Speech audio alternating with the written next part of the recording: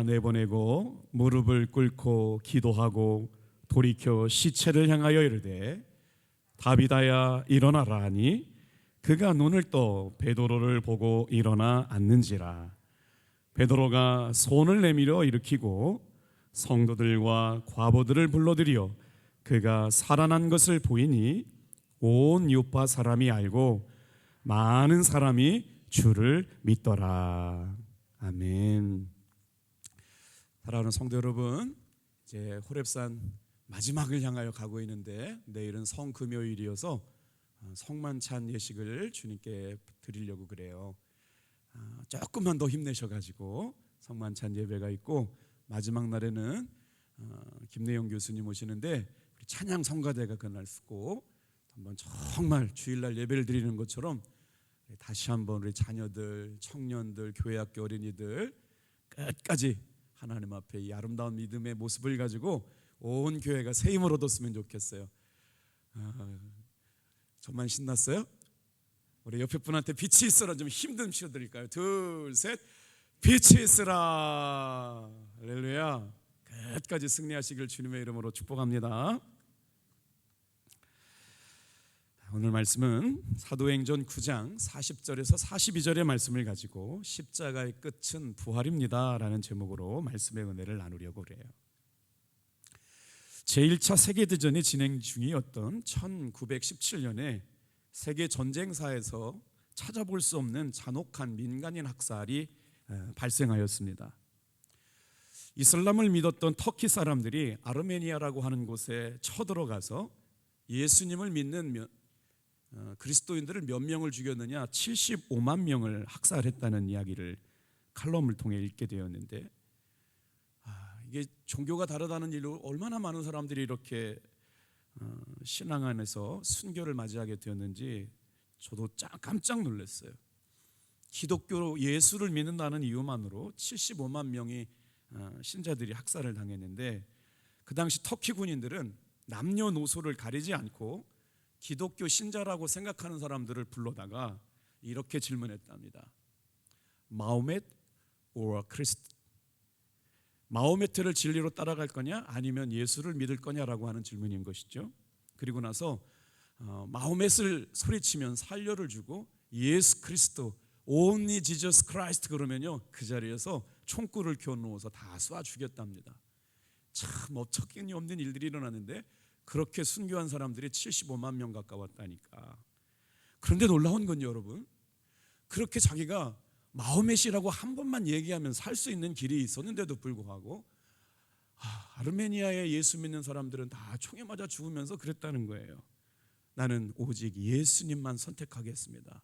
Only Jesus Christ 그러면서 다 총에 맞으면서 그 존귀한 그리스도의 이름을 지키면서 순교자가 되기를 선택했다는 것이죠. 여러분, 무엇이 그들을 그렇게 예수에 올인하게 만들었을까요? 정말 말씀을 준비하면서도 그래, 오늘 이 시대가 아무리 예수 믿는 사람들을 욕하고 교회 다니는 사람들을 아무것도 아닌 것처럼 얘기해도 이 새벽에 예수님의 십자가와 부활을 믿는 저와 여러분들에게는 이 능력이 분명히 일어나게 될 줄로 믿습니다. 그래서 여러분, 역사 속에서뿐만 아니라 성경의 말씀을 보면 그리스도인이라고 하는 이름이 얼마나 귀한가, 우리가 예수님을 믿는다라고 하는 정체성을 가지고 간다는 게 얼마나 귀한 건가 오늘 말씀을 생각해 보면, 자, 그리스도인이라고 하는 말은 제가 설명을 드렸어요. 예수 그리스도께 속한 사람이다. 다시 말하면 그 사람 안에 예수님이 계신다, 이런 말이거든요. 그러니까 이 새벽에 우리가 십자가를 묵상하는 이유는 단 한 가지인 것 같아요. 이게 예수님의 십자가의 사랑이구나, 이 사랑이 나를 살렸구나, 이 은혜가 나를 붙들어 주는구나 라고 하는 걸 믿기 위해서 십자가를 묵상하고 십자가의 안에 담겨져 있는 부활이, 십자가의 끝이 부활로 연결된다는 믿음을 붙잡고 언제나 어디서나 무엇을 하든지 간에 여러분 다 같이 한번 따라 할까요? 나는 그리스도인입니다. 이 말 한마디가 나의 인격, 나의 삶을 대변해 주는 것이죠. 오늘 얼마나 귀하게 여겨야 될 것이 그리스도인이라고 하는 존귀한 이름인가. 향기로운 삶을 살아가는 수많은 사람들에게 오늘도 주님께서는 기대하시고 역사하실 줄로 믿습니다. 과연 이들은 어떻게 이렇게 십자가의 신앙을 붙들고 하나님의 영광을 드러내는 사람들이 되었을까? 자, 오늘은 두 가지 사건을 조명하면서 하나는 예수님이 하신 사건, 하나는 사도 베드로가 하신 사건을 통해서 우리에게 십자가가 왜 부활로 향하여 가고 있는지를 말씀해 보려고 그래요.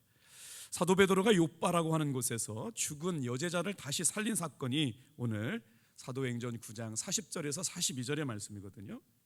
그런데 오늘 이 말씀을 준비하다 보니까 예수님께서 회당장 야이로의 딸을 살린 사건하고요, 베드로가 바로 다비다라고 하는 여제자를 살린 사건은 너무나도 유사합니다.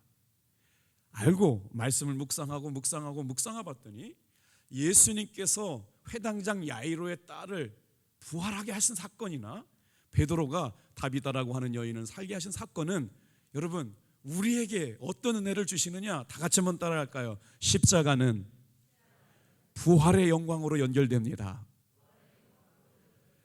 오늘 저는 그런 목회하면서 이런 생각이 들어요. 제가 스스로 가끔씩 이렇게 느끼는 게 뭐냐면, 나는 예수님도 아니고 나는 사도 바울도 아닌데 오늘 이 새벽에 예수님의 이름으로 살아난다, 예수님의 십자가로 우리가 부활할 수 있다라고 선포하게 될 때 우리의 마음속에, 여러분도 그럴 거예요. 목사님은 예수님이 아니잖아요, 목사님은 사도가 아니잖아요.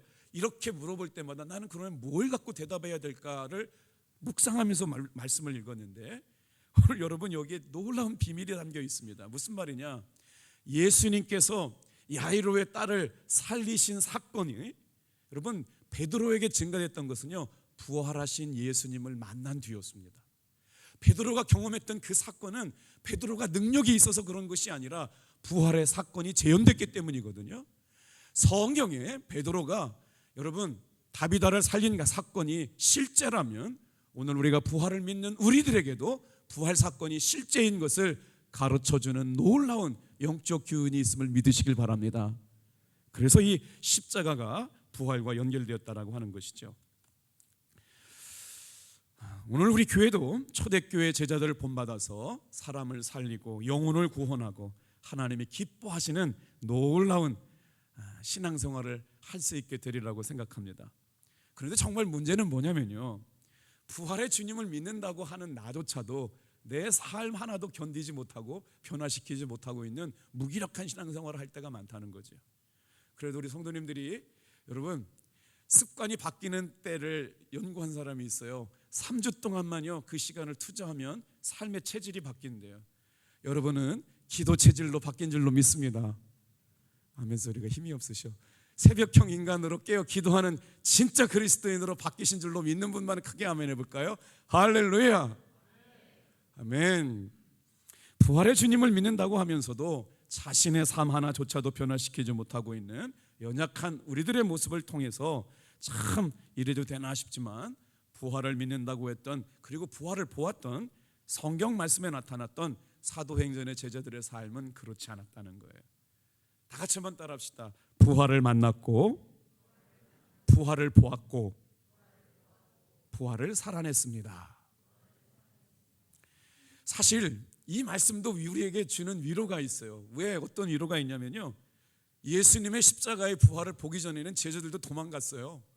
예수님 십자가에 달려 돌아가실 때 끝까지 남은 제자는 요한밖에 없었거든요.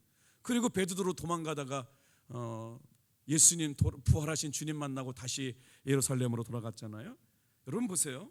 그런데 부활의 주님을 만난 것을 통해서 자신들이 믿고 살았고 진리라고 여겼던 예수의 십자가를 생명 걸고 전달한 믿음의 사람들이 되었죠. 자, 죽음을 이기시고 부활하신 예수님을 만난 베드로는 어떤 사역을 했는지 오늘 세 가지를 묵상하게 될 텐데, 다 같이 한번 첫 번째 따라해 주시겠어요?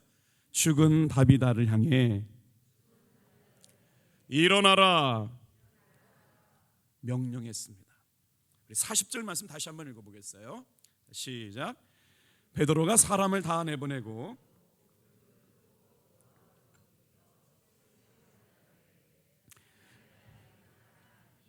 그가 눈을 떠 베드로를 보고 일어나 앉는지라. 자, 이제 베드로는 어떻게 해서 다비다라고 하는 여인을 혹은 도르가라고 하는 여인을 살려낼 수 있었을까? 자, 이제 다비다라고 하는 인물을 좀 살펴볼게요. 36절에 보니까 욥바라고 하는 곳에 다비다라고 하는 베드로의 여제자가 살고 있었는데, 자, 그 이름을 번역하면 도르가다라고 그랬는데 유대인들이 쓰고 있었던 말이 아람어였거든요. 아람어는 다비다인 거고요. 헬라어가 말하면 도르가였다는 거니까 다비다나 도르가나 같은 여인이었던 거예요. 그런데 그 이름의 뜻은 아름답다 혹은 또 영양, 가젤이라고 하는 동물을 상징하는 것처럼 아마 누군가에게는 그렇게 사랑스럽고 예쁜 그리고 향기를 바라는 삶을 살았다라고 하는 것이죠. 다비다는 이름 그대로 많은 사람들에게 존경과 사랑을 받는 인물이었는데 어떻게 그렇게 많은 사람들에게 영향력을 미치는 삶이 되었을까요? 36절과 39절에 보면 선행과 구제하는 일을 많이 한 여인이 바로 다비다 도르가라고 하는 인물이었다는 거예요. 다비다는 일생 동안 착한 일을 많이 하고 가난한 사람들을 돌보아줬던 인물인데 39절 후반절에 보니까 다비다의 직업은 바느질하는 인물이었다는 것이죠. 그래서 요바라고 하는 지역에 선하고 아름다울 뿐만 아니라 삶의 영향력과 향기를 가진 다비다라고 하는 여인이 이유를 모르겠지만 갑자기 죽게 된 거예요. 그랬더니 여러분, 그 도르가를 사랑하는 그 한 공동체 안에 있는 사람들이 누굴 찾느냐? 그때 초대교회 당시에 놀라운 부흥의 주역으로 쓰임받고 있었던 사도 베드로를 향하여 사람들을 베드로에게 2명을 보내가지고요, 급한 일이 있으니까 빨리 다비다에게 와서 기도해달라고 하는 이제 사람들을 보내는 것이었어요. 자, 여러분, 여기에서 우리가 말씀을 들으면서 자, 그러면 부활의 은혜를 경험한 사람은 다비다처럼 착한 삶을 살아야 되느냐, 아니면 선을 많이 행해야 되느냐라고 하는 것에 생각이 머물러 있었겠지만 사실 그게 중요한 게 아니었어요. 다비다를 베드로에게 사람을 보내어 가지고 베드로를 초대해서 다비다를 살리는 놀라운 사건 안에서 베드로가 시체를 향하여 다비다야 일어나라고 선포했더니 어떤 역사가 일어났다고요? 죽은 다비다 도르가가 살아나는 역사가 일어났어요.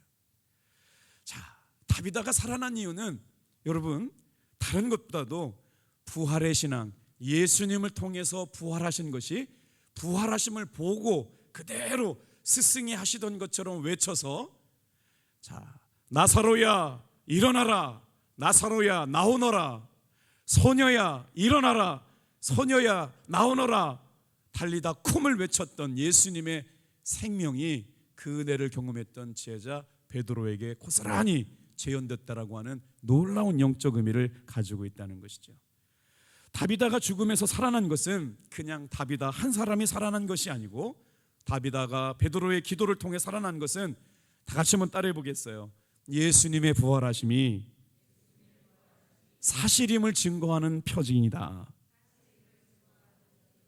자, 정리 한번 해볼게요. 예수님께서 이 땅에 계시면서 나사로를 살렸어요. 회당장 야이로의 딸을 살렸어요. 근데 그 모습을 누가 옆에서 곁에서 지켜보고 있었어요? 베드로 제자가 지켜보고 있었죠. 그리고 나서 부활하신 주님을 인격적으로 만나고 베드로가 성령 충만해가지고 말이에요, 죽어있는 여러분 도르가 다비다를 살려내는 역사가 일어난 사건은 이름도 몰라요. 다비다가 누군지도 몰라요. 그런데 성경에 다비다가 살아난 이유를 기록해 놓은 이유가 나와 무슨 상관이 있냐고요. 그건 바로 뭐냐면 여러분, 예수님께서 사람을 살리신 것처럼 예수님의 제자 베드로도 다비다를 살리신 것처럼 부활의 사건이 우리의 삶의 실제가 되는 것을 보여주는 예비된 사건이라고 하는 것이었어요.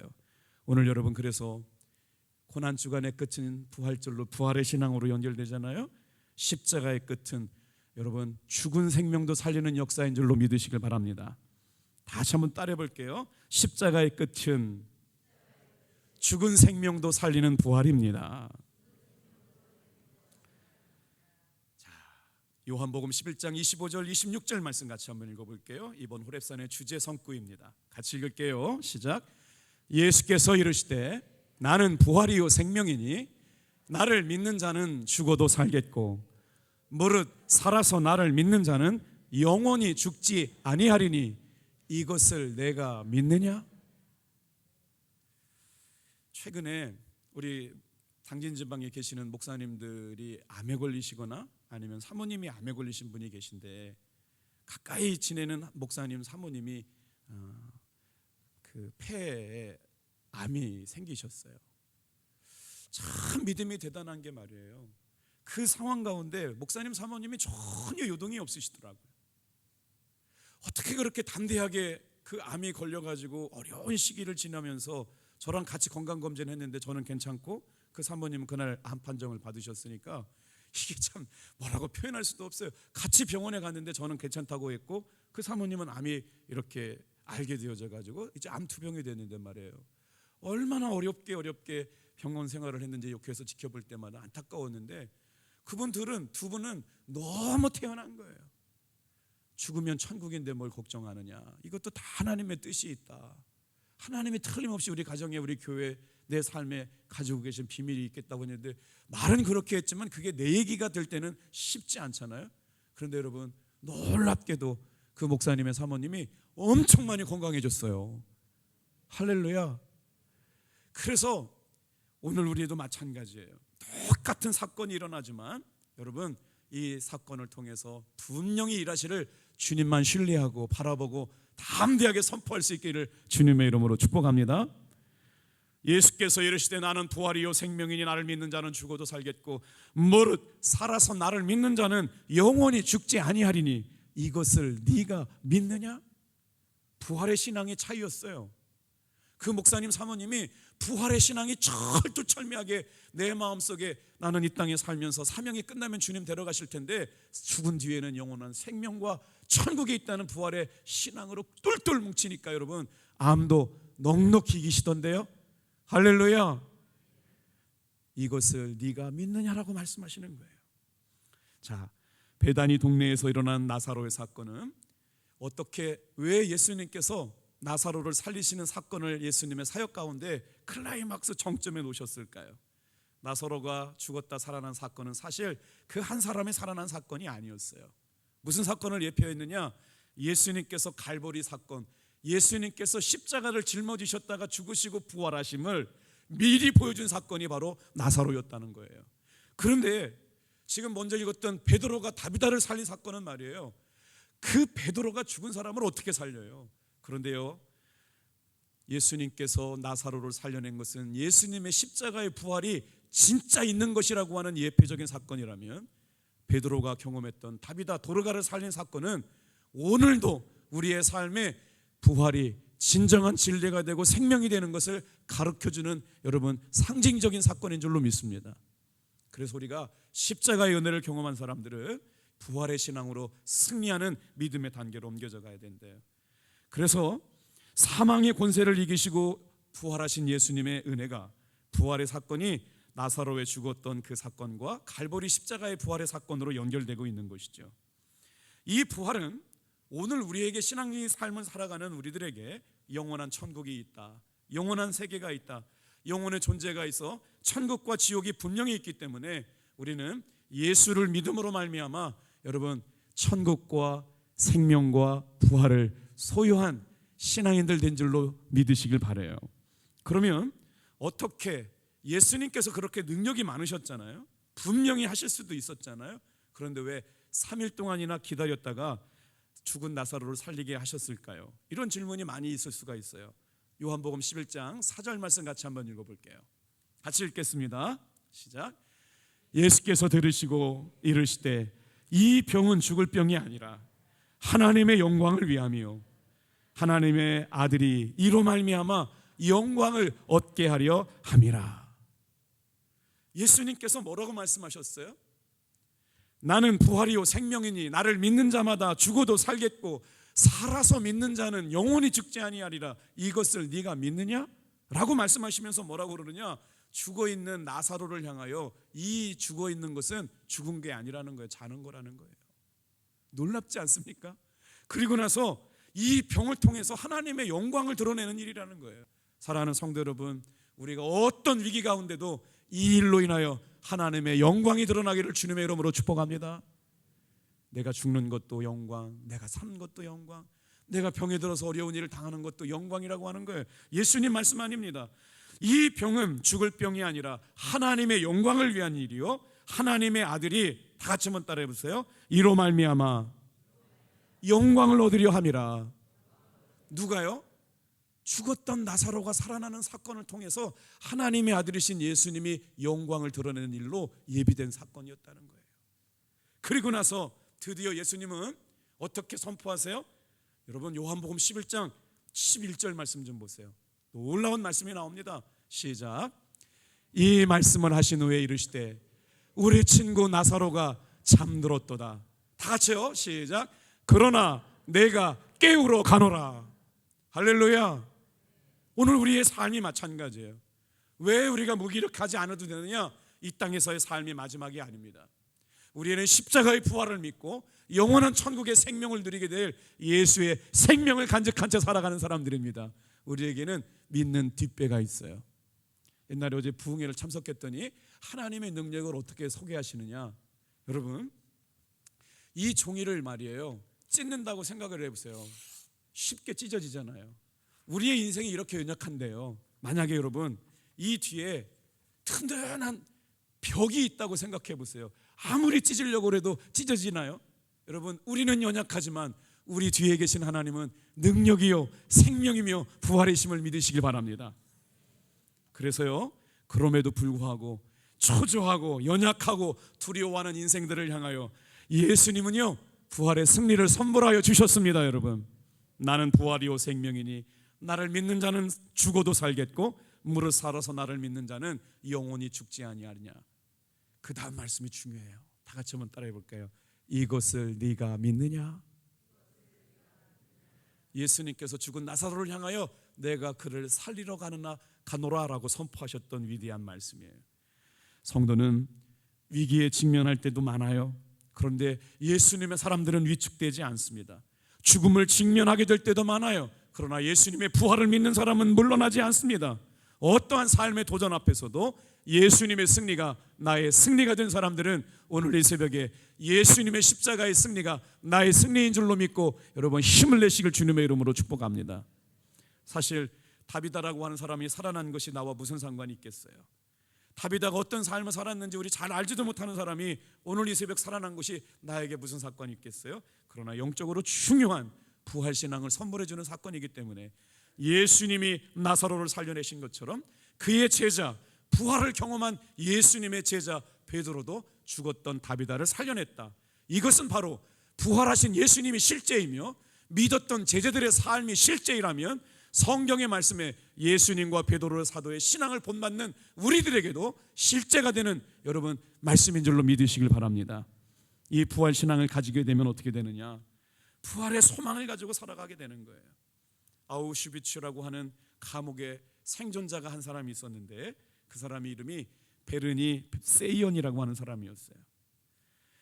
자, 왜 이 사람의 고백을 고백하냐면요, 우리가 고난 가운데 왜 하나님 안 도우시냐, 하나님 그때 뭐 하고 계셨느냐, 왜 하나님 나 모른 척하고 계셨냐, 혀가 짧으셨냐, 혀가 잘리셨느냐, 혀가 짧느냐, 혀가 잘려서 말씀을 못 하셨느냐, 왜 그 순간 침묵하고 계셨느냐 묻는 경우가 많아요. 그런데 베르니 세이언이라는 사람이 아우슈비츠 감옥에서 수많은 600만의 유대인들이 죽어가는 그때 하나님 앞에 이렇게 기도했다는 거예요. 나는 마음속으로 믿지 않았다. 하나님은 이미 우리를 실망하게 했다. 그가 우리의 보호자여 우리의 안내자가 되신다라고 생각했지만 그러나 그 순간 하나님은 휴가 중이셨다. 아니면 그는 출장 중이었다. 왜 하나님 내 고통 가운데 돌아보지 않으십니까? 하나님 그 순간에 어디 계셨습니까? 하나님 안 계시네요. 그러면서 실제로는 하나님이 계시기를 바랬는데 내 삶 가운데 하나님 계시지 않았다고 그의 마지막 유대인 생존자 아우슈비츠 수용소에서 마지막 생존자는 이렇게 하나님은 부재했다고 고백했다는 것이죠. 여러분 그러나 그렇지 않습니다. 예수님을 오해했기 때문이에요. 우리가 가장 깊은 고통의 순간, 가장 깊은 눈물의 순간 예수님은 지금 이 자리에도 저와 여러분을 위하여 곁에 서서 눈물로 우리를 위로하시고 안고 걸으시는 분임을 믿으시길 바랍니다. 우리가 눈으로 볼 수 없다고 존재하지 않는 분이 아니에요. 내가 생각하지 못한다고 존재하지 않는 분이 아닙니다. 가장 고통스러운 눈물을 흘릴 때, 가장 비참하게 무너져 있는 그 순간에도 예수님은 우리를 외면하지 않으시고 왼팔로 막으시고 오른팔로 보호하셔서 지금 이 순간도 우리와 동행하고 계시는 줄로 믿습니다. 여러분 예수님의 눈물을 바라봄으로 우리의 비극을 이겨나갈 수가 있어요. 오늘 이 새벽도 여러분 내 삶의 형편이 어떠하든지 간에 나를 치료하시고 나를 위로하시고 나와 함께 하시기 위하여 이 새벽에 함께 인도하고 계시는 줄로 믿습니다. 다 같이 한번 따라해 볼게요. 자, 예수님은 사도 베드로는 죽은 다비다를 향해서 일어나라고 소리쳤어요. 십자가의 끝은 죽은 생명도 살리는 역사라고 말씀했어요. 그리고 나니까 어떤 역사가 일어납니까? 우리의 신앙 고백이 중요하다는 거예요. 다 같이 한번 따라해 보겠어요. 많은 사람이 주를 믿게 되었습니다. 우리 한번 사도행전 9장 41절 42절 말씀 읽을게요. 시작.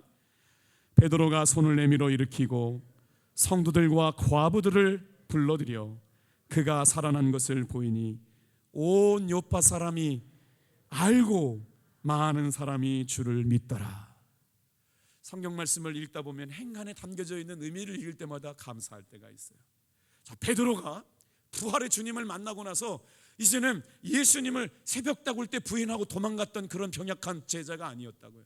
목숨 건 제자가 됐어요. 예수밖에 없어요. 예수의 생명밖에 없어요. 예수님의 부활하심이 나의 실제가 되고 나니까 자신의 목숨 아깝지 않아요. 주님, 부활하신 주님을 위해 자기의 생명도 드릴 수가 있게 된 거죠.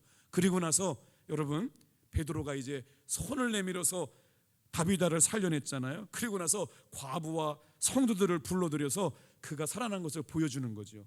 그랬더니 다 같이 한번 따라해 볼게요. 온 요파 사람들이 알고 주를 믿더라. 얼마나 감동스러운 이야기입니까? 여러분, 다비다를 이 사람들이 죽었을 때 어떻게 했는지 보면 알 수가 있어요. 다락방에다가 시신을 안치는 했어요. 그리고 나서 당시에 루따라고 하는 지방에서 활동하고 있던 베드로 사도에게 두 사람을 보냅니다. 지체하지 말고 루따에서 요바로 와가지고 죽은 다비다를 살려달라고 사람을 인편으로 보낸 거예요. 그랬더니 지체하지 않고 사도 베드로가 이 루따에서 요바로 왔는데 성경의 주석가들의 말을 보니까 그렇게 멀지 않은 거리였다는 거예요. 그런데 이 사람들 말이에요, 그때 같이 함께 기도하고 있었고 신앙생활했던 사람들이 얼마나 믿음이 좋았는지 말이에요. 이런 교회가 우리 교회 되기를 주님의 이름으로 축복합니다. 한 사람이 너무나도 사랑했어요. 선한 일을 많이 했다고 그랬잖아요. 바느질하면서 주의 종들을 잘 섬겼던 것 같아요. 그러면서 그가 얼마나 평상시 선한 일을 많이 향기로운 삶을 살았는지 그의 죽은 것을 온 교회가 애통해했어요. 그리고 나서 빨리 사람을 보내가지고 루따에 있는 베드로 사도를 모셔오라고 그들은 기도하면서 죽어있는 다비다를 여러분 다락에다가 시체를 안치시켜 놓고 있는 거예요. 이야, 어떻게든지 공동체가 여러분 살리는 일에 집중하시기를 주님의 이름으로 축복합니다. 어떻게든지 이 사랑하는 사람을 살려내야겠다고 베드로를 모시고 오신 거예요. 그리고 베드로를 총해놓고 다비다를 살려놓고 간청하며 기도합니다. 사랑하는 성도 여러분, 부활신앙이 나에게 어떤 의미가 있나요? 날마다 죽어있는 것이 아니라 생명을 살리고 영혼을 살리고 가정을 살리고 인생을 바꿔놓는 복음의 놀라운 역사가 우리 교회와 사랑하는 성도님 한 사람 한 사람마다 일어나기를 주님의 이름으로 축복합니다. 그래서 이제 결론이에요.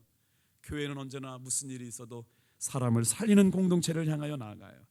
베드로가 다비다를 살리는 장면은 예수께서 회당장 야이로의 12살 때였던 딸을 고쳐주는 내용과 똑같아요. 자, 그러면요, 예수님은 여러분 회당장 야이로 딸을 살리실 때 누굴 데려갔는지 한번 먼저 보여드릴까요? 예수님께서도요 중요한 순간 3명의 제자들을 데리고 들어갔어요. 누구예요? 베드로와 야고보와 요한을 데리고 회당장 야이로의 딸의 방에 들어가가지고 기도하셨어요. 40절 말씀에 보니까 베드로 역시 모든 사람을 다 바깥으로 내보내고 무릎을 꿇고 기도하기 시작합니다.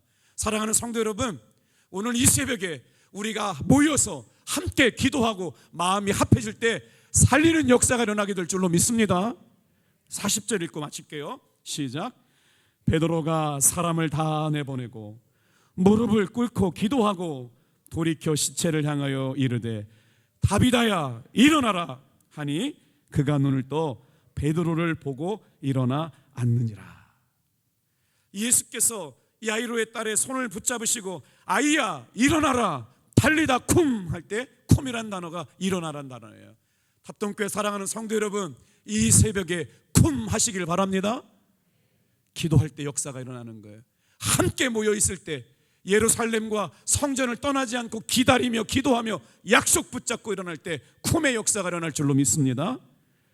베드로가 예수님의 부활을 보기 전까지는 도망자였어요. 배신자였어요. 부끄러운 사역자였어요. 부활하신 주님을 만나고 나서 역시 죽어있는 다비다를 보고 다비다야 일어나라 말씀하셨던 것은 예수님의 부활이 실제이고 그 부활을 경험한 제자의 삶에도 실제가 되었을 뿐만 아니라 오늘 우리에게도 예수님의 부활이 확실하고 사도 베드로의 부활 사건이 확실한 것은 오늘 우리에게도 부활이 확실하다라고 하는 걸 말씀해 주는 사건인 줄로 믿습니다. 오늘 우리 교회가 언제나 어디서나 무엇을 하든지 살리는 역사가 되기를 주님의 이름으로 축복합니다. 기도하겠어요.